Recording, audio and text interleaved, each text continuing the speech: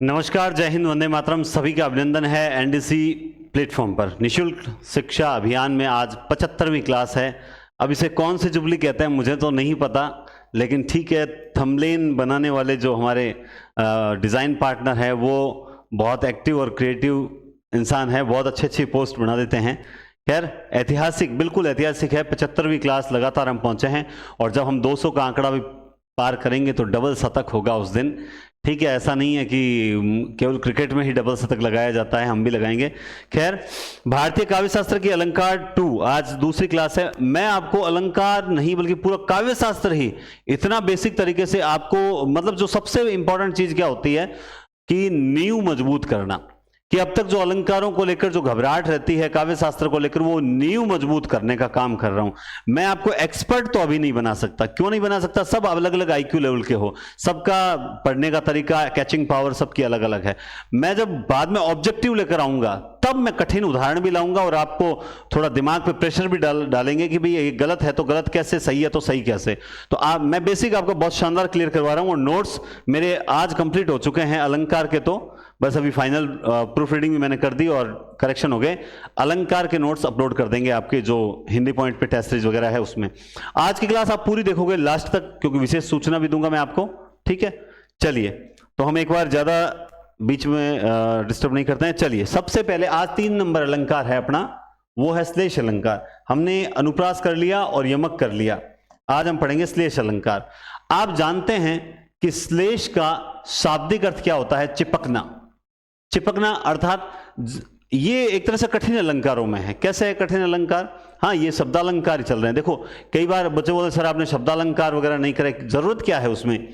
देखिए, शब्दालंकार जो होते हैं उनमें नोट्स में थोड़ा बहुत पढ़ लेना, हमें नहीं पूछा जाएगा, हमें जितना पूछा जाएगा वहां बात करें। अब जब बात करते हैं अनुप्रास की, अनुप्रास है, दूसरा है श्लेष है, यमक है, ठीक है, यमक है, इसके अलावा वक्रोक्ति है, ठीक है, पुनरुक्ति प्रकाश है, पुनरुक्ति प्रकाश है, ठीक है, विप्सा अलंकार है। ठीक है, तो ये मुख्य रूप से 6-7 अलंकार ही होते हैं, बाकी ऐसे तो 10-12 अलंकार हैं, लेकिन अपने सिलेबस के आने वाले काम आने वाले ये 5-7 अलंकार, 6 अलंकार जो है ना, अनुप्रास, यमक, श्लेष वगैरह, ये उसमें आते हैं शब्दालंकारों में। ठीक है, तो अभी हम शब्दालंकार ही कर रहे हैं। पहले मैं आपको जो करवाऊंगा वो शब्दालंकार ही कराऊंगा और बीच में आज एक दूसरा ले लेंगे। तो इसका मतलब हो गया कि जब किसी एक पंक्ति में एक शब्द ऐसा आता है, आप जब पंक्ति को ध्यान से पढ़ोगे तो उस पंक्ति में एक शब्द ऐसा आएगा, आपको लगेगा कि इस शब्द पर, इस शब्द में कुछ चमत्कार है, अर्थात इस शब्द के एक से अधिक अर्थ निकल रहे हैं।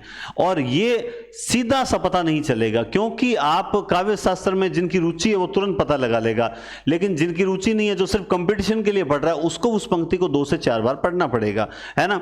तो मैं आपको कई बार क्या होता है फिर भी पकड़ में नहीं आता है, तो उसके लिए तो मैं आपको जब ऑब्जेक्टिव करवाऊंगा तब गांधारी मोड बताऊंगा मैडम की तरह। खैर, तो चिपकना या मिला हुआ या सटा हुआ, संयुक्त होना, खूब सारे अर्थ बताए जाते हैं, लेकिन मैं आपको कहता हूं चिपकना एक ही अर्थ होता है। क्या कहते हैं? जहां एक शब्द के प्रसंग अनुसार, अब जो एक से अधिक अर्थ होते हैं ना, वो प्रत्येक के प्रसंग के अनुसार होते हैं। मैं आपको यह भी समझाऊंगा कि किस प्रकार होते हैं। तब अनेक अर्थ निकले, वहां श्लेष अलंकार होता है। यदि किसी उक्ति के 2 अर्थ निकलते हैं तो वहां श्लेष अलंकार होता है। कोई पंक्ति ऐसी आ गई जिसके एक से अधिक अर्थ निकल रहे हैं तो वहां क्या होगा? वहां होगा श्लेष अलंकार। उसके बाद अब देखिए, श्लेष अलंकार के उदाहरण जब पढ़ते हैं तो सबसे पहले हम सीधा ही पढ़ते हैं अभंग श्लेष। अब श्लेष का उदाहरण मैं आपको यहां बताऊं कि सर एक उदाहरण तो बताओ, सर ऐसे थोड़ी चलेगा, चलो लो उदाहरण बताता हूं। उदाहरण मैंने आपको यूं बता दिया कि मधुबन, मधुबन की छाती देखो, मधुबन की छाती देखो, सूखी इसकी, सूखी इसकी कितनी कलियां, इसकी कितनी कलियां।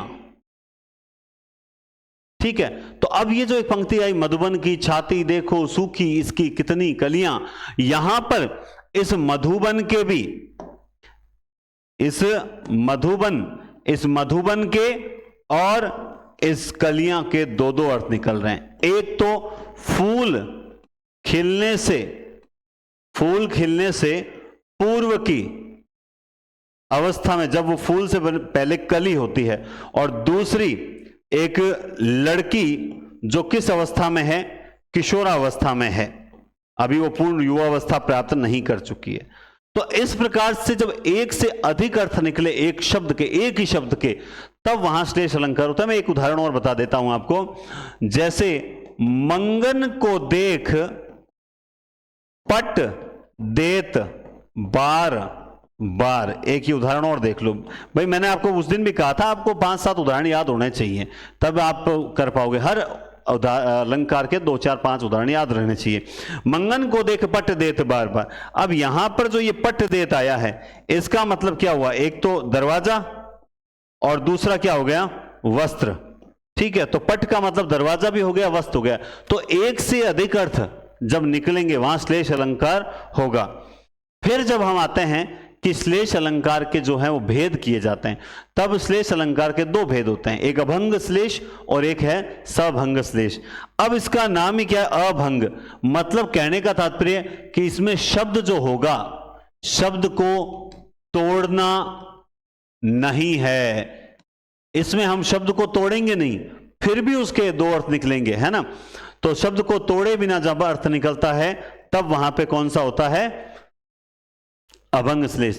रहीमन पानी राखिए बिन पानी, रहीमन पानी राखिए बिन पानी सब सून, पानी गए न उबर। समझ रहे हो बात आप? दोहों की राग जो होती है वो यही होती है, गुरु गोविंद दो खड़े।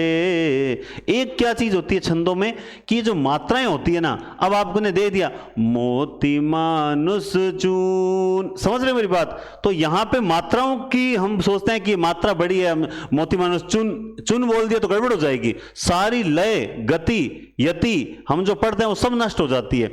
इसलिए आपको ये याद रखना पड़ेगा कि जो मात्रा अगर है तो वहां थोड़ा बला घात भी चलना चाहिए। समझ गए भाई? बड़ा भया तो क्या भया जैसे पंथ खजू। राग दोहे की यही राग रहती है। खैर अपने तो अलंकार में चल रहे हैं, छंदों में आएंगे तब राग को संभालेंगे। और रहीमन पानी राखिए बिन पानी सब सून, पानी गए न उबरे मोती मानुस चून। ये पॉपुलर उदाहरण है, सब किताबों में मिलेगा। अब यहां है क्या? ये कहती है कि हे मतलब रहीम क्या कह रहा है कि पानी रखो। अगर जिसकी जिंदगी में पानी नहीं है वो प्यासा मर जाएगा। क्या हो जाएगा? वो प्यासा मर जाएगा। तो पानी की बोतल हमेशा जो है पास रखो। यात्रा करते समय एक घर से पानी पीकर निकलो। पेट में भी पानी रहना चाहिए, थैले में भी पानी रहना चाहिए। पानी बहुत जरूरी है। खैर चलिए देखते हैं क्या कहना चाहते हैं। अब यहां पे ये पानी गए न उबरे, एक बार अगर पानी चला जाता है तो फिर सारा काम घर का वहीं रुक जाता है। महिला मंडल को इस बात का विशेष ध्यान है कि अगर पानी चला गया सारा काम अब कल पे चला गया। समझ गए? खैर छोड़िए। पानी गए न उबरे मोती मानुस चुन, अर्थात पानी का अर्थ मोती के संदर्भ में क्या है? मोती के संदर्भ में है चमक। अगर मोती की चमक चली गई उस मोती की कोई वैल्यू नहीं, आप भी हार को उतार के फेंक दोगे। मानस, अगर मनुष्य की इज्जत चली गई उस मनुष्य की कोई वैल्यू नहीं है। चून और आटा, अगर आटे में से पानी निकालो तो सूखा फेंकोगे क्या? है ना? तो आनंद लीजिए। चलिए, तो इस प्रकार से इस पंक्ति में पानी के 3 अर्थ निकलने के कारण ये क्या है? अभंग श्लेष है। और देखिए, जहां गांठ तहां रस नहीं, यह जानत सब कोई। बहुत ही बढ़िया पंक्ति कही है ये। वैसे ये इन्होंने, एक सेकंड, आवाज क्लियर है कि नहीं है? एक सेकंड, थोड़ा सा देखना पड़ेगा।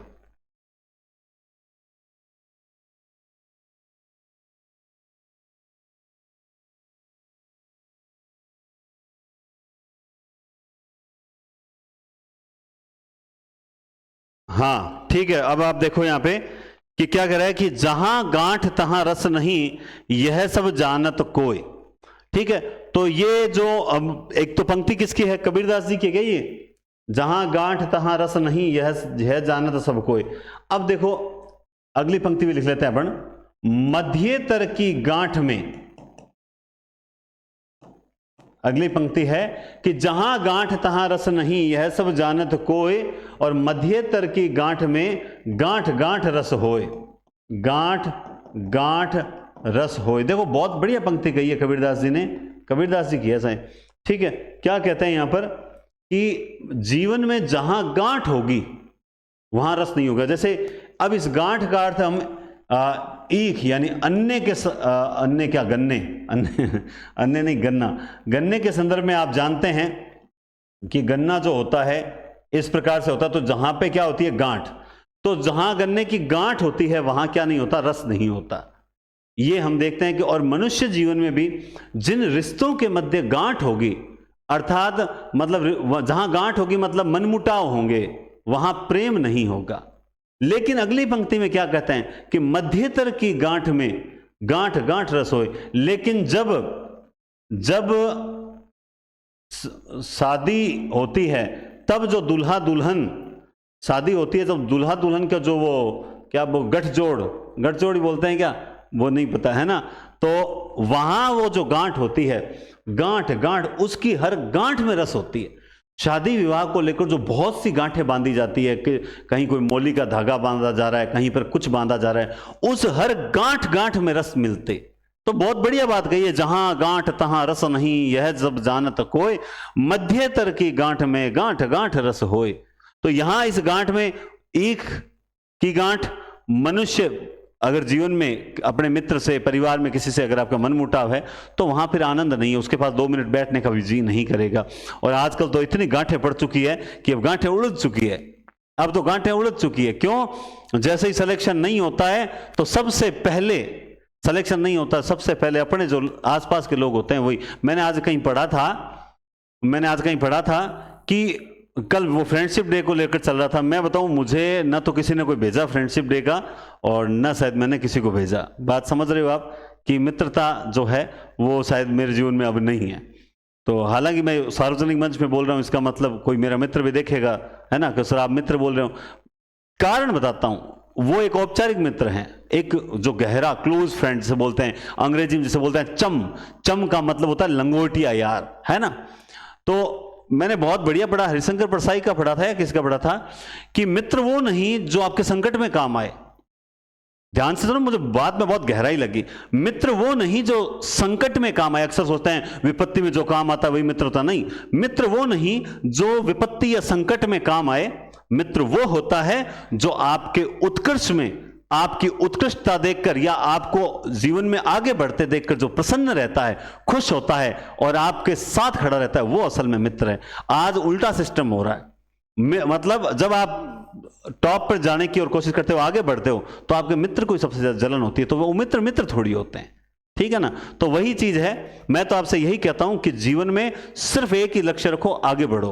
अपना एक लक्ष्य निर्धारित करो और लक्ष्य निर्धारित करने के बाद तुरंत आगे बढ़ो, और आगे बढ़ोगे तो ही काम आएगा। मैं रियल बता रहा हूं, जीवन में लक्ष्यहीन जीवन जियोगे कुछ नहीं है। और आपको एक छोटी सी, अब यहां रुक ही गया हूं मैं 2 मिनट के लिए, तो एक मोटिवेशनल कविता आपको आपने सुनी होगी कहीं, मैंने पढ़ी, मैं पढ़ता हूं तो कि विपत्ति में विरोध में अड़िग रहो, अटल रहो। विपत्ति में विरोध में अड़िग रहो, अटल रहो। विषम समय के चक्र में भी साहसी प्रबल रहो। तपा है जो, जला है जो, चमक उसी में आई है। समस्त ताप तम में भी बढ़े चलो, सफल रहो। बस एक लक्ष्य साध कर गगन की ओर उड़ चलो। घटा घिरी अटूट हो मगर सदा प्रबल रहो। विपत्ति में विरोध में अड़िग रहो, अटल रहो। विषम समय के चक्र में भी तुम सदा प्रबल रहो, तुम सदा प्रबल। एक लक्ष्य साध कर आसमान की ओर उड़े चलो, बस किसी और ध्यान नहीं देना है। फर्स्ट ग्रेड निकालना है, बस दिमाग में एक चीज है कि फर्स्ट ग्रेड निकालना है। वो जो लगभग अनुमानित, मैं आइडिया ही बता रहा हूं जिस हिसाब से सुन रहे हैं, कि वो जो लगभग 2200 जितनी भी सीट आएंगी उनमें से एक सीट इस बार मेरी पक्की होनी चाहिए। वो कब पक्की होगी? जब आपका सब्जेक्ट मजबूत होगा। मैंने अपने ऑफलाइन में भी स्पष्ट, जो ऑफलाइन बैच अभी आप सब जानते हैं कि ऑफलाइन एक बैच जो है मार्गदर्शन के लिए लगाया है, उसमें भी जो नहीं पढ़ रहा है मैं उससे तुरंत स्पष्ट कहूंगा कि आप जा सकते हो, मुझे नहीं चाहिए। मुझे इतनी तैयारी करना, जो हार्डवर्क करने के लिए तैयार है वही मेरे पास ऑफलाइन आए, जो नहीं तैयार है वो नहीं आए। क्लियर सी बात है। इससे क्या है कि चाहे बैच सीमित बने कि 40-50 कैंडिडेट का बने, कोई दिक्कत नहीं है, लेकिन सिलेक्शन होना चाहिए। मेरा एक ही टारगेट रहता है कि सिलेक्शन होना ही चाहिए। मेहनत करो जीजा। चलिए, जहां गांठ तहां रस नहीं है, सब जानत कोय, मध्येतर की गांठ में गांठ गांठ रस होए। वाह वाह वाह वाह। नर की अरु नल नीर की गति एके करी जोए, मतलब आनंद आनंद आनंद। नर की अरु नल नीर की गति एके करी जोए, जे तो नीचो वे चले ते तो नीचो होए। अर्थात नर मनुष्य की और नल नीर जल के, जो नल का जल होता है, उन दोनों की गति एक समान होती है। जो जितना नीचे चलेगा उतना ही ऊंचा उठेगा। और यहां पर नीचा चलना एक तो सीधा अर्थ है, और मनुष्य के संदर्भ में क्या है, जो क्या रहेगा, विनयशील। विनयशील रहेगा, जो विनम्र रहेगा। आदमी आप पर कोई ताना कस रहा है, आपको कोई आपके पीछे भला बुरा कह रहा है ना, ऐसे भी लोग होते हैं, ऐसे भी लोग होते हैं जो मैं मेरा बता देता हूं। मुझे पता है कि मतलब ज़्यादा तो नहीं बताना, लेकिन मतलब ऐसा था कि जब मेरा सिलेक्शन होने वाला था, रिजल्ट नहीं आया था, तब मतलब मेरे पीठ पीछे मेरे ही साथ वाले जो मित्रता की बात कर रहे हैं, तब बताता हूं, वो शर्त लगा रहे थे आपस में कि इस बार नरेंद्र का सिलेक्शन हो जाएगा। एक कह रहा था नहीं इस बार हो जाएगा, उसका अच्छा स्कोर है, बहुत अच्छा स्कोर है, वो 2-3 महीने बढ़िया। दूसरा कह रहा शर्त लगा ले, उसका सिलेक्शन नहीं होगा। ये सोचो, ये बात आप कह कैसे सकते हो? कोई स्टूडेंट अगर मुझसे मान लो बदतमीजी भी कर जाए, तो भी मैं ये नहीं कहूंगा कि तेरा सिलेक्शन नहीं होगा। यहां पीड़ा लगती है, आप किसी का हृदय दुखा रहे हो, मतलब ईश्वर को आप दुखा रहे हो। यूं मान लो ईश्वर को तकलीफ दे रहे हो, आप भगवान को तकलीफ दे रहे हो। ये इस प्रकार के लोगों के बीच रहते हो। तो इसलिए कहता हूं, विनम्र होकर चुपचाप अपने लक्ष्य की ओर बढ़ो। इधर उधर ध्यान दोगे तो यकीनन आप असफल हो जाओगे। तो बात समझना, नर की और नल नीर की गति एके करी जोय, जे तो नीचो हुए चले ते तो ऊंचो होए। एक तो होता है ऊंचा बढ़ना, है ना, और दूसरा होता है उतना ही सम्मान पाना। जो जितना विनम्र होगा वो समाज में क्या करेगा, उतना ही सम्मान पाएगा। आनंद आना चाहिए। नवजीवन दो घनश्याम हमें, हे घनश्याम नवजीवन दो। नव घनश्याम, घनश्याम का एक तो मतलब हो गया काले बादल, और दूसरा क्या मतलब हो गया, बोला दूसरा मतलब हो गया गुरुजी श्री कृष्ण के लिए। तो जहां बिना तोड़े, शब्द को टुकड़े नहीं कर रहे हैं, पर सीधा घनश्याम को ले रहे हैं, तो सर यहां पे तो घनश्याम नहीं, इसको टुकड़ा टुकड़ा नहीं करते, काले बादल। तो ये क्या होता है, ये होते हैं अभंग श्लेष। क्या होते हैं, अभंग श्लेष। जो रहीम गति दीप की, कुल कपूत गति सोए, बारे उजियारो करे बड़े अंधेरो होए। तो यहां पर कुल के दीपक यानी रहीम गति दीप की, कुल कपूत मतलब कपूत की और दीपक की स्थिति एक जैसी बताई है। अब यहां पे जो श्लेष है वो यहां पर आपको दिखाई देगा। एक तो होता है बाहर, है ना, बारे उजियारो करे, और बढ़े, यहां पे बढ़ना, इसका मतलब बुझना। दीपक बढ़ गया मतलब क्या, वो दीपक बुझ गया। और एक मतलब जैसे जैसे वो बड़ा होता है, क्या होता है, बड़ा होता है, ठीक है। और बारे उजियार, जन्म लेते समय भाई बालक का जब जन्म होता है तब तो उजियार होता है, थाली बजाते हैं, खुशियां मनाते हैं। लेकिन लास्ट में जब वो जैसे बड़ा होता है, अपने कांड शुरू करता है करने के लिए, और उन कांड को देखकर वो क्या करता है, बड़े अंधेरों होए, अर्थात घर की जो सम्मान है उसको मिट्टी में मिलाता है। तो एक शब्द में नहीं कर छिपके रहते हैं। जैसे मेरा फेवरेट है, चरण धरत चिंता करत नींद न भावत सोर, कि चरण धरत चिंता करत नींद न भावत सोर, सुवर्ण को ढूंढत फिरे कवि कामी अरु चोर, है ना। यहाँ कवि व्याभिचारी और चोर लिखा, उससे कोई फर्क नहीं पड़ता।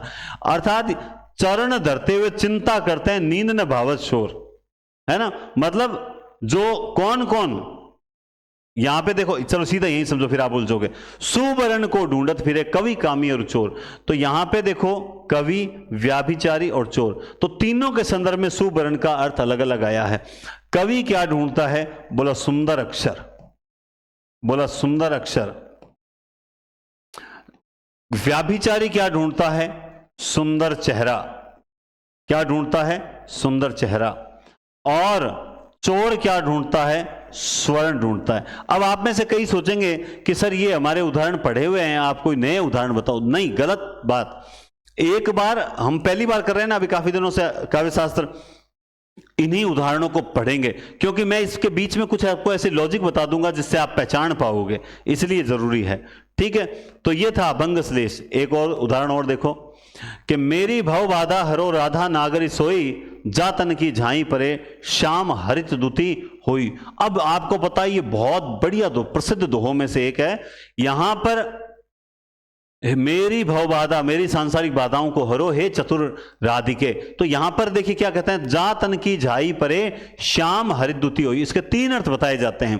पहला यह बताया जाता है कि जा तन की झाई परे श्याम, मतलब जिसकी परछाई मात्र से, जिसकी क्या परछाई मात्र से जो श्री कृष्ण हैं वो क्या हो जाते हैं, प्रसन्न हो जाते हैं। दूसरा क्या कहते हैं कि काले रंग पर जैसे ही मतलब गोरे रंग की परछाई पड़ती है तो वो हरिद्युति क्या हो जाते हैं, हरित। अच्छा, मैं दोनों के साथ बताने लगे क्या? इस पूरी पंक्ति का अर्थ समझो, 3 बार है। देखो, पहला तो यहां बताते हैं कि जैसे ही परछाई पड़ती है राधा जी की कृष्ण पर, तो कृष्ण जी क्या हो जाते हैं, प्रसन्न हो जाते हैं। क्या हो जाते हैं, हरितदुति, प्रसन्न हो जाते हैं। समझ गए बात?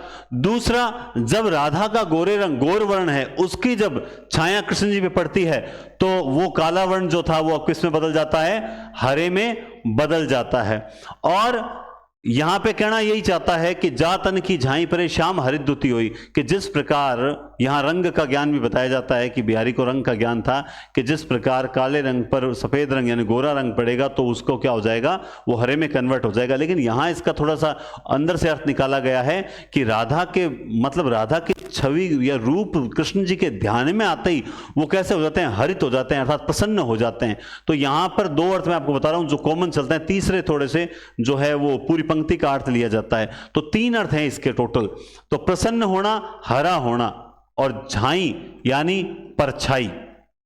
झाई क्या हो गया, परछाई। तो आपको इस टाइप के उदाहरण जो होते हैं ना उनको थोड़ा सा देखना ही मतलब देख लेते हो तो थोड़ा सा इजी रहता है, मेरा कहने का मतलब यही है। ठीक है ना, क्योंकि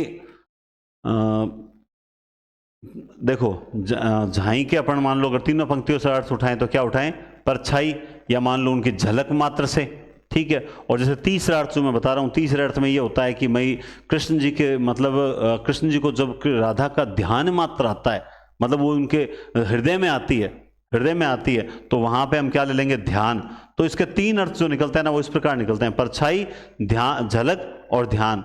तो ये टिपिकल दोहे जरूर है, मगर अगर इनको एक बार ढंग से पढ़ लिया जाए ना तो बढ़िया आनंद आ जाए कि मेरी भव बाधा हरो राधा नागरी सोई, जातन की झाई परे श्याम हरितदुति होई। अगला लिखा है बलिहारी नृप कूप की गुण बिन बूंद न होत।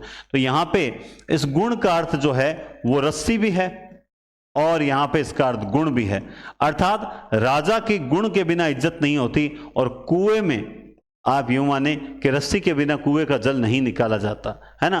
तो अगर कुएं से आपको बूंद निकालनी है तो आपके पास क्या होनी चाहिए, गुण, रस्सी। और राजा जो है वो बलिहारी नृपकूप की गुण बिन बूंद न हो। अगर राजा का मतलब जो सम्मान तभी होगा, बूंद मतलब सम्मान तभी होगा जब वो क्या होगा, उसके पास गुण होगा। तो ये सारे जो थे वो अभंग श्लेष के उदाहरण थे। किसके थे, अभंग श्लेष के। अब आप देखो सभंग श्लेष।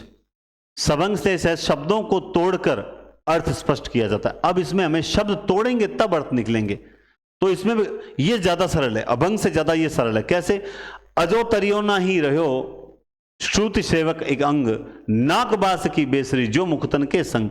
क्या कहना चाहता है, अजो तरियो ना ही रहो। अब देखो तरियोना एक तो होता है कान का आभूषण, मुझे पता है आप लोग कमेंट कर रहे हो, आपको पता है इस चीज का। और एक तरियोना मतलब जो अभी तक तरा नहीं है, जो अभी तक क्या नहीं हुआ है, तरा नहीं है ना। श्रुति सेवकिंग, अब यहां पे देखा जाए तो इसका एक अर्थ क्या होता है, वेद होता है।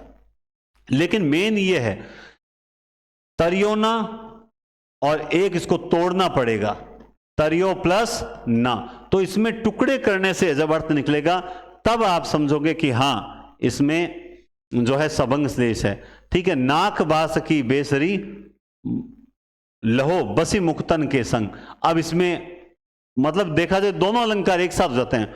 मुक्तन यानी मोती, मुक्तन यानी मोती।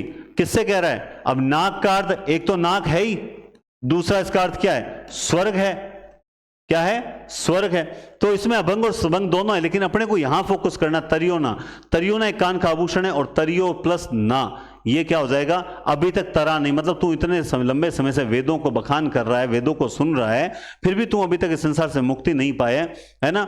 और नाक बाज, और कहना क्या चाह रहा है भाई, कान, कान का आभूषण है, अभी तक तू नाक तक नहीं पहुंच पाया है, समझ रहे हो, नाक, नाक स्वर्ग का प्रतीक बताया गया, नाक तक नहीं पहुंच पाया, जबकि तू मुक्तियों, यहां पे क्या ले सकते हैं, संतों, संतन की संगति में, और वो जो आभूषण है वो मोतियों के संगत में। तो इस प्रकार से यहां पर भी जो है सबंग श्लेष माना जाता है।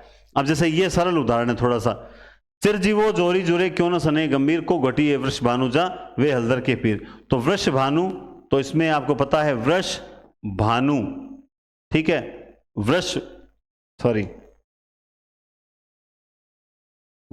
भानु जा, तो कौन हो गई, राधा, और वृषभ धन अनुजा, तो कौन हो गई, गाय हो गई। हलधर बलराम भी हो गए,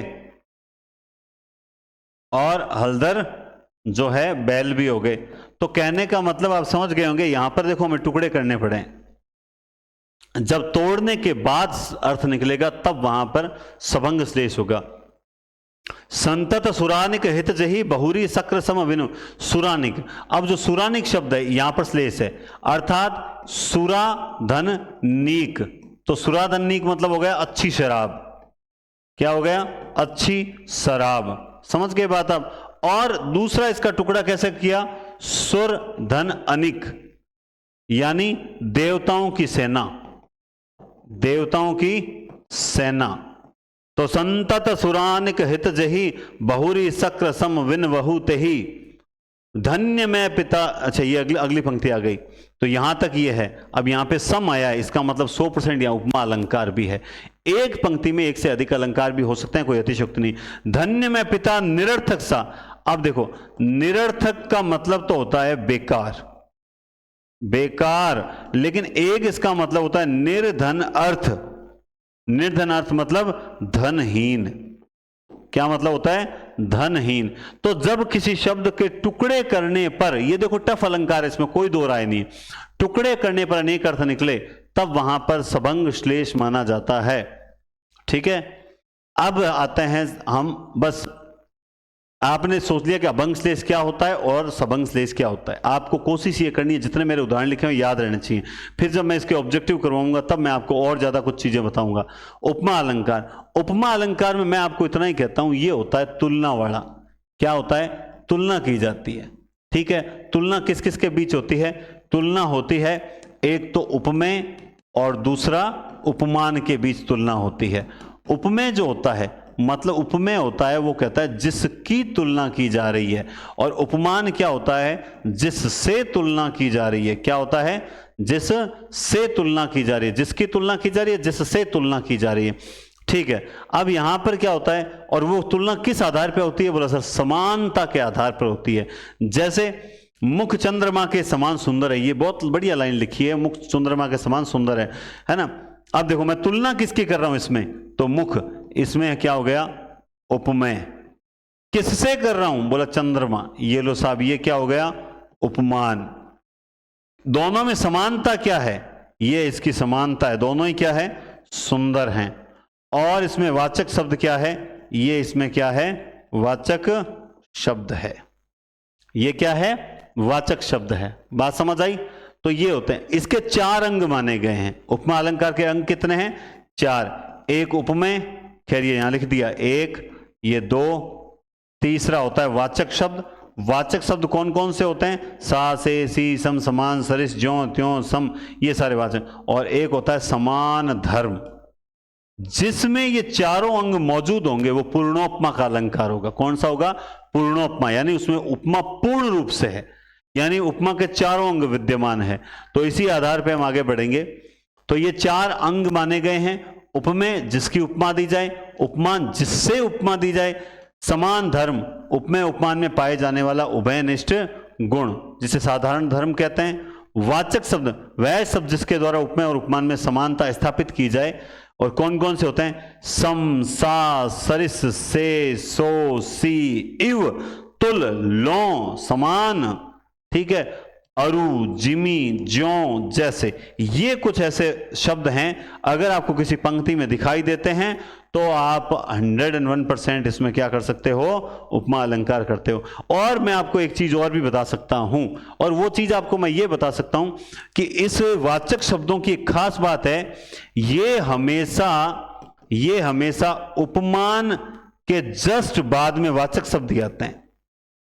मतलब वाचक शब्द हमेशा ध्यान रखना, वाचक शब्द से ठीक पहले वाला उपमान ही होगा। हाँ, अगर वाक्य में उपमान मौजूद ही नहीं है वो एक अलग मैटर है, लेकिन वाचक शब्द हमेशा उपमान के साथ लगता है। मैं आपको बहुत से ऐसे एग्जाम्पल बता दूंगा, देख लेना। उपमा के दो भेद माने गए, पूर्णोपमा और लुप्तोपमा। अब किसी के दिमाग में उपमेयोपमा, मालोपमा आ रहा होगा, वो आगे पढ़ेंगे हम अन्य भेदों में। पूर्णोपमा क्या होती है, जिसमें चारों अंग होते हैं। क्या होते हैं? उपमेय, उपमान, वाचक शब्द और साधारण धर्म, चारों अंग होते हैं। सिय मुख शशि समान है सुंदर। देखिए यहां पे किसकी तुलना की जा रही है? सबसे पहले ये देखो, सिय मुख, तो ये लो साहब, ये मुख की तुलना की गई, ये हो गया उपमेय, हो गया उपमेय, ठीक है। उसके बाद पूछा कि किससे की जा रही है? ये साहब इससे की जा रही है, यानी ये हो गया उपमान। और मैंने आपको कहा कि उपमान के ठीक जस्ट आगे वाला क्या होता है? वाचक शब्द होता है। क्या होता है? वाचक शब्द। और ये क्या हो गया? ये हो गया समान धर्म। तो यानी इसमें कहने का मतलब समान धर्म है, वाचक है और उपमेय भी है और ये उपमान भी है। तो उपमेय, उपमान, वाचक शब्द, समान धर्म, चारों चीजें मौजूद है, चारों मौजूद है। दावे के साथ कहता हूं कि आप लोगों को पहचानने में एक सेकंड नहीं लगेगा कि ये कौन सा है, पूर्णोपमा। मुख चंद्रमा जैसा सुंदर है, ठीक है, तो यहां पे मुख उपमेय, चंद्रमा उपमान, जैसा वाचक शब्द, सुंदर, समझ गए? ऐसे क्यों? हम यूं लेते हैं, चलो एक उदाहरण में लिख देता हूं। कोमल कलाइयां कुसुम सी, कोलम क्या, कोमल कलाइयां कुसुम सी। अब आप इसमें देख लो, मैंने एक उदाहरण लिख दिया, देखो किसकी तुलना की जा रही है? कलाइयों की। ये क्या है? उपमेय, ठीक है। किससे की जा रही है? ये कुसुम, यानी उपमान। मैंने कहा था वाचक शब्द हमेशा उपमान के तुरंत बाद आता है, ये लो वाचक शब्द, ठीक है। और दोनों में समान धर्म क्या? ये लो समान धर्म। तो ये देखिए, जब चारों तत्व मौजूद होंगे तो वहां क्या होगा? पूर्णोपमा से। ठीक ऐसे ही, कर कमल सा, कोमल है, कर कमल सा कोमल है। तो इसमें फटाफट कमेंट करके बताओ इसमें उपमान कौन सा है, जल्दी बताओ उपमान कौन सा है। ठीक है, बिल्कुल आपने सही बताया, कमल जो है वो उपमान है। पीपर पात सरिस मन डोला, अर्थात पीपल के पत्ते के समान मेरा मन डोल गया। तो तुलना किसकी गई? मन। किससे की गई? पीपल के पत्ते से, यानी उपमान ये है। तो वाचक शब्द ये रहा और डोलना इनका समान धर्म हो गया, ठीक है। नील गगन सा शांत हृदय से था रो रहा, ठीक है।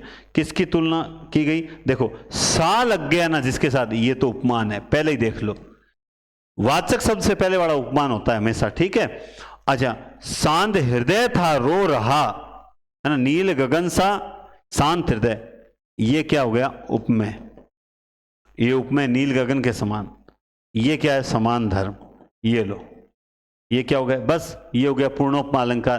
तो आपको जब चारों चीजें मिल जाए तो समझ जाना वह क्या है? पूर्णोपमा अलंकार। हाय फूल सी कोमल बच्ची हुई राख की ढेरी, ठीक है। हाय फूल सी कोमल बच्ची, कोमल बच्ची, लेकिन यहां पर हम करेंगे बच्ची। ये है साहब उपमेय। क्या है? उपमेय। और मैंने कहा था वाचक शब्द, वाचक शब्द के तुरंत पहले क्या आता है? बोला सर, आता है उपमान। क्या आता है? उपमान। वाचक शब्द आ गया, उपमान आ गया, उपमेय आ गई। हाय फूल सी कोमल, ये लो, ये क्या है? समान धर्म। बात समझ गए? उदय सूर सो भाल सिंदूर घसो गणेश को, हरत विघन को जाल जो जग व्यापक तिमीर सो। उदय सूर सो भाल, सिंदूर घसो गणेश को, सिंदूर घसो गणेश को। खैर अपन तो यही कर लेंगे। हरत विघन को जाल जो जग व्यापक, इसमें सो आ गया, सो आ गया वाचक शब्द। क्या मिला? वाचक शब्द। वाचक शब्द से तुरंत पहले क्या मिल जाता है आपको? उपमान। मैंने अभी कहा था, ये लो उपमान मिल गया, वाचक शब्द मिल गया। ठीक है। उदय सूर्य सो भाल, ये क्या है? उपमेय है। फिर ये क्या होगा? मतलब हम बड़ी लाइनों को देखकर घबरा जाते हैं। घबराना क्यों है? घबराना है ही नहीं। आगे आओ। हे मुग्धे तेरी हथेली कोकनद के समान लाल है, टेंशन क्यों लेनी? ये वाचक, सबसे पहले वाचक शब्द ढूंढ लो। वाचक शब्द ढूंढते ही आपको तुरंत उपमान मिल जाएगा। तुरंत क्या मिल जाएगा? उपमान मिल जाए। वाचक मिल ही गया। ठीक है। तेरी हथेली, ये लो साहब, तुलना किसकी की गई थी? हथेली की, उपमेय के साथ। लाल क्या है? समान धर्म है। ये लो, हे मुग्धे तेरी हथेली कोक नद के समान लाल।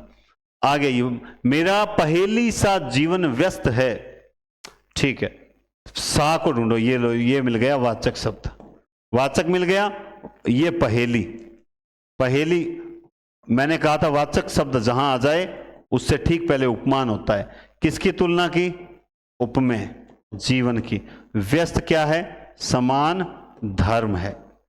तो जिसमें चारों होते हैं, यानी जिसकी तुलना की जाए, जिससे की जाए, वाचक शब्द और समान धर्म जिसके कारण तुलना की जा रही है, चारों मौजूद है, वहां पूर्णोपमा अलंकार माना जाएगा। अब आता है लुप्तोपमा अलंकार। जब लुप्तोपमा अलंकार करते हो तो चार अंगों में कोई भी अंग नहीं रहता, तब वहां मतलब कोई भी एक अंग अगर नहीं है तो वहां लुप्तोपमा। जैसे मान लो उपमेय लुप्त है तो उसे उपमेय लुप्तोपमा कहेंगे, उपमान लुप्त है तो उसे उपमान लुप्तोपमा कहेंगे, साधारण धर्म नहीं है तो उसे धर्म लुप्तोपमा कहेंगे, वाचक नहीं है तो वाचक लुप्तोपमा कहेंगे। ठीक है। जैसे आप उदाहरण देखो, मैं दो पानी पी लेता हूं थोड़ा सा।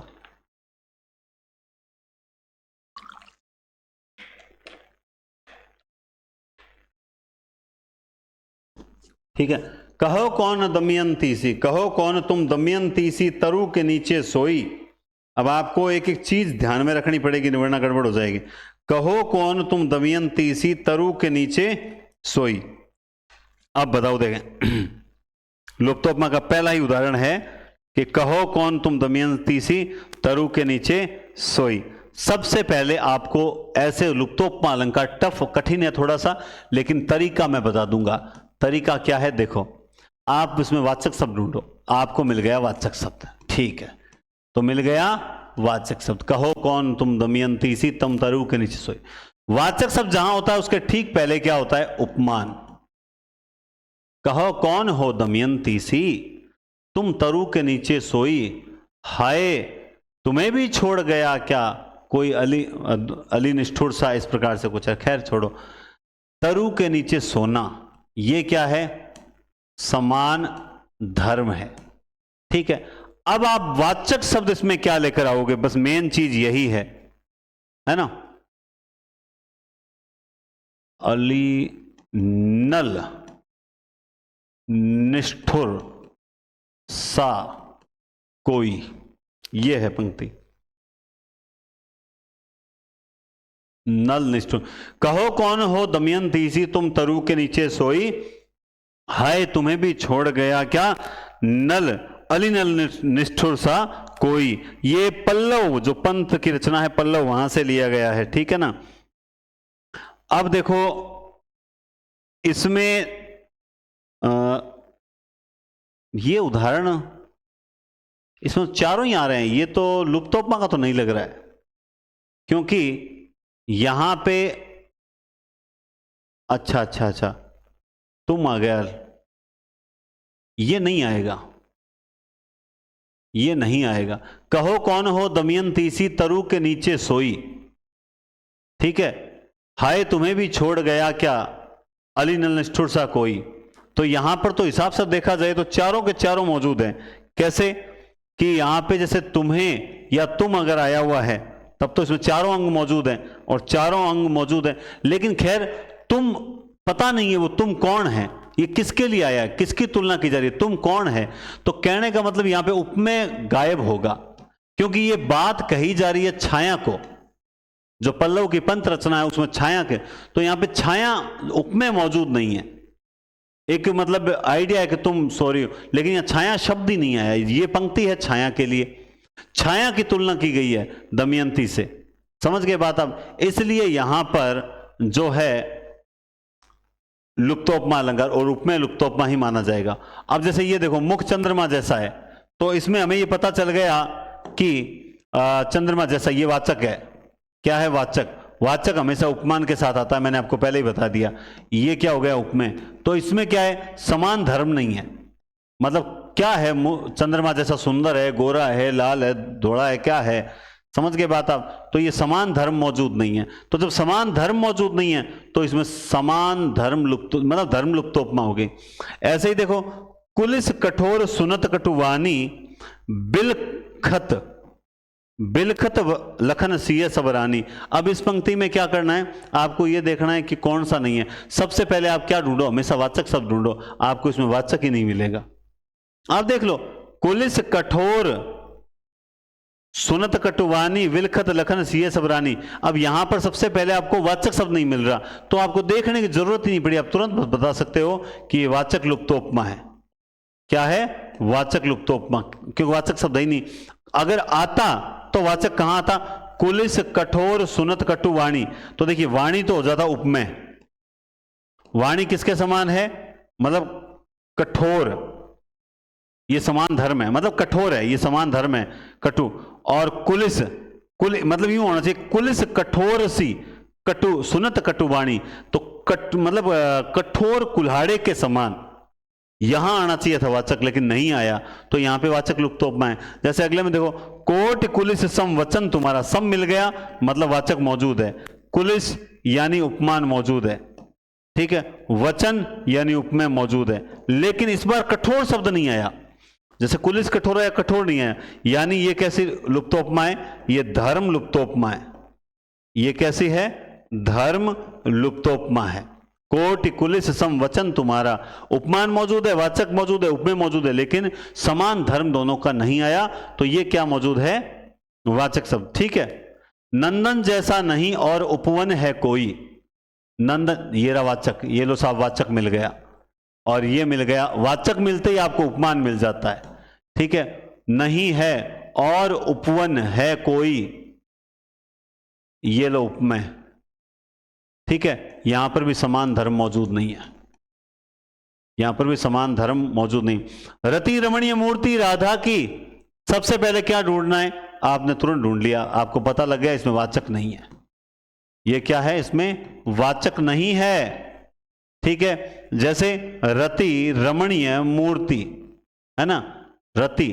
अब यानी यहां पे आता कि रति सी रमणीय मूर्ति राधा की, तो राधा हो जाती उपमेय और रति हो जाती जो है उपमान, और रमणीय हो जाता समान धर्म, और सी वाचक आता, लेकिन यह वाचक नहीं आया था। फैली रही रति कुंज में चहुदिसी कला तुरंग। फैली रही रति कुंज में चहुदिसी कला तुरंग। सबसे पहले क्या ढूंढना है? आपने ढूंढ लिया, वाचक शब्द नहीं मिला, है ना। फैली रही रति कुंज में चहुदिसी कला तुरंग। लेकिन यहां अब देखो वाचक शब्द नहीं आता ना, सारा गड़बड़ हो जाता है। कला तुरंग, तुरंग जो है उपमान है, तुरंगसी। ये क्या है? उपमेय, ठीक है। क्या चीज है इनमें समान धर्म? ये समान धर्म है। ये क्या है? चारों तरफ, मतलब रति कुंज में चारों तरफ फैले रहना समान गुण है। कला किसके समान? चहुदिसी, चारों, तुरंग घोड़े के समान। तो यहां पर भी वाचक शब्द नहीं होने के कारण क्या है? लुप्तोपमा अलंकार माना जाता है। समझ आई बात? अब उपमा के दो और भेद पढ़ेंगे हम, मालोपमा और उपमेय उपमा। कई बार थोड़ी सी क्लास ऐसा लग जाता है कि बोरिंग हो रही है, बोरिंग कुछ नहीं हो रही होती। कई बार टॉपिक ऐसा होता है जिस पर थोड़ा कंसंट्रेट करना जरूरी होता है, एकाग्रचित होकर करना जरूरी होता है। आज की डेट में आपको सुबह दोपहर 12 बजे मैडम की एक जीके की क्लास मिली होगी, उस क्लास को पूरा जरूर देखना। वो पूरा, क्योंकि assistant professor, RAS, SI, second grade, first grade, अपने तो खैर सेकंड ग्रेड फर्स्ट ग्रेड वाले हैं ज़्यादा, तो इसको लेकर जो बहुत इंपॉर्टेंट क्लासेज हैं, प्लस आपके जो भाई बहन, छोटे भाई बहन अगर तैयारी कर रहे हैं उनको भी सजेस्ट करो, क्योंकि पहली बार कोई विस्तृत कोर्स, मतलब कॉन्सेप्ट क्लियर कर दें। हम लोग क्या है, बार बार है ना, जो वही राजस्थान का क्षेत्रफल, वही सेम चीज़ पढ़ते पढ़ते हमें ऐसा लगता है यार ये तो हमें याद है और ये तो बहुत याद है, लेकिन इससे पार नहीं पड़ेगी, थोड़ा विस्तृत ढंग से पढ़ो। इसीलिए मैडम पहले राज व्यवस्था ले रहे हैं, तो जीके क्लासेस स्टार्ट हो रही है, उसका फायदा उठाओ और ज्यादा से ज्यादा शेयर करने की जिम्मेदारी आपकी है। लेकिन एक बात शर्त आपको याद होगी कि इस बार हमारा नियम है कि पढ़ने वाले अभ्यर्थियों जो योग्य है उसी को विद्या मिले। इसलिए सीधी सी बात है, केवल देखो निःशुल्क की वैल्यू नहीं है, ये तो मैंने देख लिया, लेकिन मेरी क्लासेस मैंने आप लोगों को कभी हृदय नहीं तोड़ा है, लेकिन थोड़ा सा डिसिप्लिन हमें चाहिए ताकि हमारे इस चैनल पर बढ़िया से बढ़िया पढ़ने वाले स्टूडेंट जो हैं उनका परिवार बने। तो इसलिए नियम यह है, निःशुल्क पढ़ना है, 3 से 4 डेली पढ़ो, नहीं पढ़ोगे फिर आप ऐप के अंदर, हाँ कई बच्चे जो हैं वो ऐप के अंदर मतलब क्लास हटाएंगे नहीं, हम ऐप के अंदर रख देंगे, ताकि इसी बहाने वो कम से कम वो नोट्स लेगा, टेस्ट सीरीज भी लेगा और मूल्यांकन भी करेगा। वरना कई सोचते हैं नहीं टेस्ट तो हम दिशा से पढ़ के दे देंगे, हम तो टॉपिक आप वाले से कर लेंगे, नहीं इस तरह नहीं। पढ़ रहे हो मैडम का पूरा पेपर मैडम अपने हाथ से बनाएंगे, ये कॉपी पेस्ट क्वेश्चन के कोई गाइड वगैरह लिए कॉपी पेस्ट क्वेश्चन कर दिया, ऐसा नहीं चलेगा एकदम। जिस प्रकार मैंने इस बार मैंने जो टेस्ट सीरीज के अंदर हाथ से बनाए ना क्वेश्चन, उसी तरह से आपको भी हाथ से बनाए हुए क्वेश्चन मिलेंगे, ठीक है। मालोपमा क्या होती है, जहां एक उपमेय की अनेक उपमान, सीधी सी बात है, उपमेय कितने होंगे, एक ही होगा जिसकी तुलना की जा रही है वो, और उपमान जो होंगे वो कितने होंगे, 3, 4, 5 कितने भी हो सकते हैं। देखना, मुख चंद्र, मुख उपमेय है, चंद्र और कमल सा, ये देखो 2 उपमान हो गए, मुख चंद्र और कमल के समान है, 2 उपमान हो गए। जब एक उपमेय की 2 उपमानों से तुलना की जाए, पीले पत्तों की सैया पर तुम विरक्ति सी नंबर 1, मूर्छा सी नंबर 2, विजन विपिन में कौन पड़ी हो, तो यहां पे पीले मतलब ये भी छाया के लिए बोला है, पीले पत्तों की सैया पर तुम विरक्ति सी, मूर्छा सी, विजन विपिन में कौन पड़ी हो, समझ गए। तो यहां पर एक से अधिक होने से ये भी हो गई मालोपमा, मूर्छा सी है ना, विरक्ति सी, तो 2 उपमान हो गए। आगे और देना, हिरणी से नंबर 1, मीन से सुखंजन समान चारु, सुखंजन समान 3, ये देखो तीसरा, से समान 3 वाचक शब्द आ गए, और जितने वाचक शब्द होंगे उतने ही उपमान निश्चित होंगे, क्योंकि वाचक शब्द हमेशा उपमान के साथ लगता है। अमल कमल से विलोचन है ये तुम्हारे, मतलब नेत्रों की तुलना हिरण से, मछली से, सुंदर पक्षी से और कमल के समान स्वच्छ कमल से, 4 उपमानों से जब तुलना कर दी, तब यहां पर क्या हुआ, मालोपमा अलंकार होता है।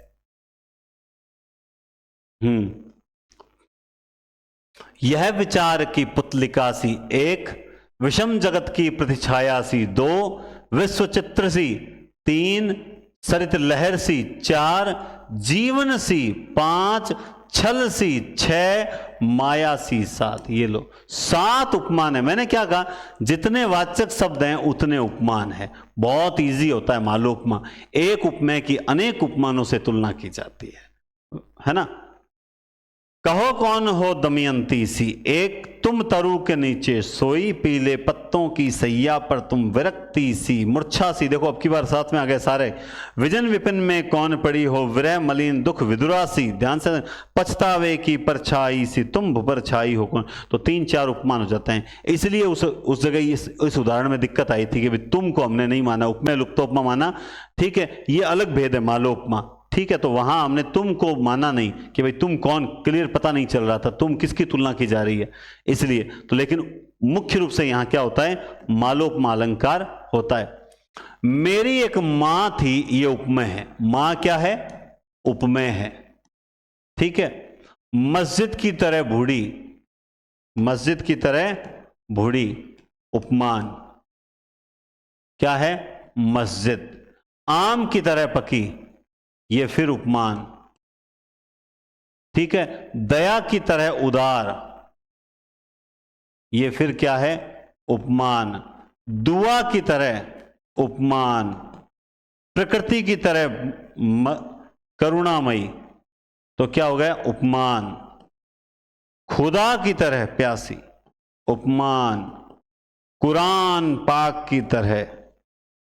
ये लो, मतलब एक ही चीज में, मेरी एक मां थी मस्जिद की तरह बूढ़ी, आम की तरह पक्की, दया की तरह उदार, दुआ की तरह मददगार, प्रकृति की तरह करुणामयी, खुदा की तरह प्यारी, और कुरान पाक की तरह पाक। तो यहां पे कौन सा अलंकार होता है? मालोपमा होता है। कौन सा अलंकार होता है? मालोपमा। जब एक उपमेय की अनेक उपमानों से तुलना की जाए तब वहां मालोपमा अलंकार होता है।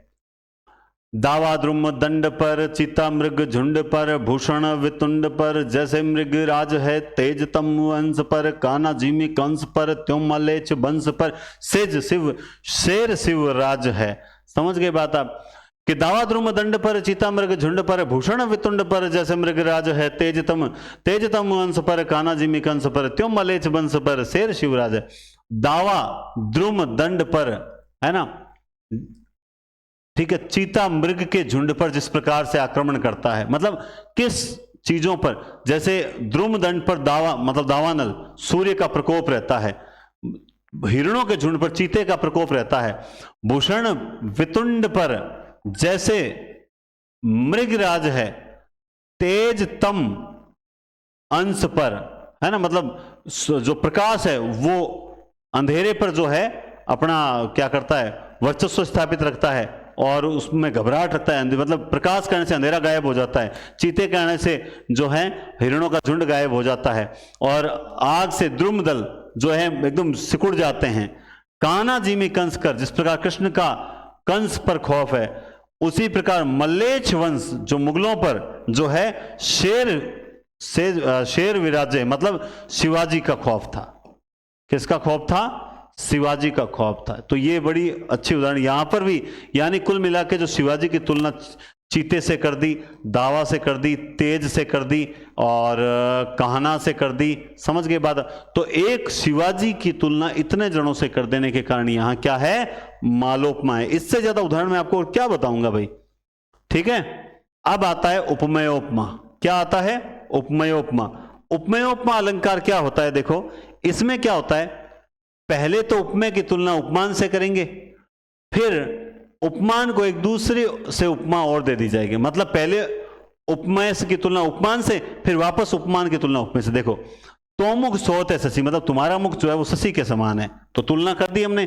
तोमुख सोहत है शशि, तुम्हारा मुख चंद्रमा के समान है। अरु सोहत है शशि, तोमुख जैसे। मतलब पहले तो उपमेय की तुलना हमने किससे की? उपमान से। ठीक है, और वो कैसे की? कि जो तुम्हारा मुख है वो चंद्रमा के समान है। ठीक है, फिर हमने वापस क्या किया? हमने वो जो उपमान था, हमने क्या किया? ये जो उपमान है इसको वापस क्या मान लिया?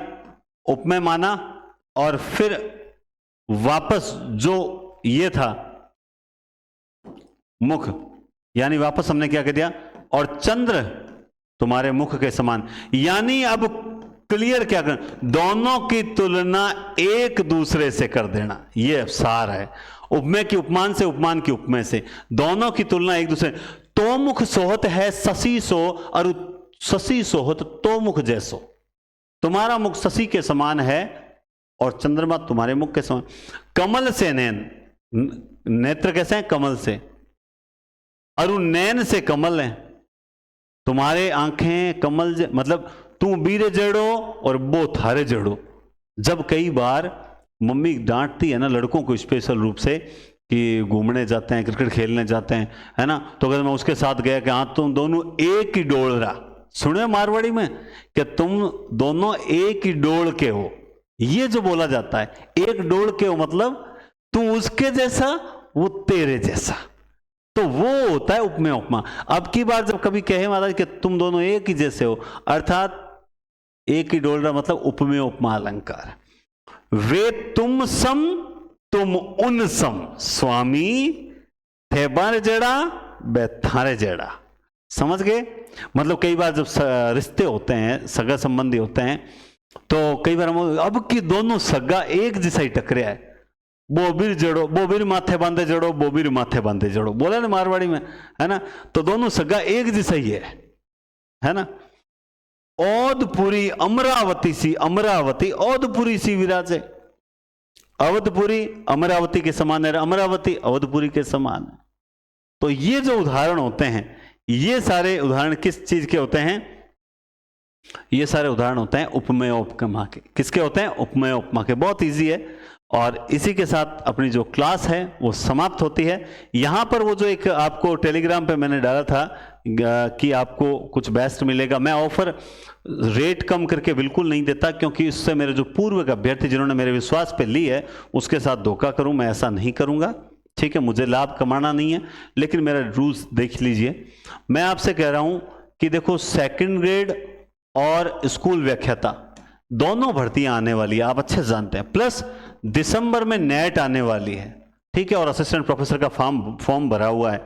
इसके अलावा वैकेंसी चलो देखते हैं कब होती है, अक्टूबर में होता है कि नहीं होता है एग्जाम, वो आगे की बातें हैं, लेकिन तैयारी करने वाले कर रहे हैं। अब मेरी बात आप ध्यान से सुनो। आप क्या करोगे? सेकंड ग्रेड की अलग से लोगे। अगर पहले फर्स्ट ग्रेड आ गई फिर आप कहोगे सर हमें चेंज कर दो। चेंज नहीं होती। मैं पहले से क्लियर कर दूं, चेंज नहीं होती। ठीक है, कईयों ने सेकंड ग्रेड ले ली पर नेट दिसंबर वाली देनी है, सर नेट के कुछ सिलेबस टॉपिक रह गए सर, फिर नेट लोगे, ये लोगे, ये लोगे, ये लोगे, इतना कंफ्यूजन करोगे तो खराब हो जाओगे। ठीक है, इसके अलावा मैंने एक चीज निकाली है और वो आपको बता देता हूं। हालांकि मैं इस पर एक अलग वीडियो बनाऊंगा और उसमें और भी बहुत सी जानकारी देखनी। मैं शॉर्ट में आपको बता दूं ये बेस्ट क्यों है, क्योंकि अब इसका मूल्य बढ़ने वाला है। मूल्य क्यों बढ़ेगा? आपको पता है कई बच्चे बोल रहे हैं सर ऑफलाइन क्लासेस दो हमें, बोल रहे हैं कि नहीं बोल रहे हैं? बोल रहे हैं ना। तो ऑफलाइन क्लासेस जो हैं वो कैसे दें फिर? वो तो मैंने कहा था भाई ऑफलाइन क्लासेस अलग है, ये अलग ही क्लास, इसमें क्लासेस का सिस्टम ही नहीं रखा। लेकिन मैंने ऐसा सोचा है कि मुझे जब सिलेक्शन देने हैं तो मैं हर संभव प्रयास करूं।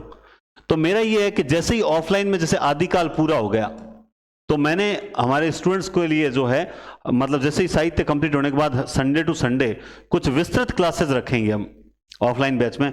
बड़ी बड़ी क्लासेस रखेंगे, जैसे 4 घंटे की 5 घंटे की एक क्लास होगी, उस पूरी क्लास में हम पूरा आदिकाल एक साथ करेंगे, भक्ति काल एक साथ करेंगे। भक्ति काल 2 भागों में करेंगे, रीति काल 1 भागों में, आधुनिक काल एक क्लास में पूरा भारत, इस प्रकार से। तो उस दौरान लगभग 15 से 20 इंपॉर्टेंट रिवीजन क्लासेस होगी। क्या होगी? 15 से 20 रिवीजन क्लासेस होगी ऑफलाइन वाली, जो लगभग होगी 3-3 घंटे की होगी।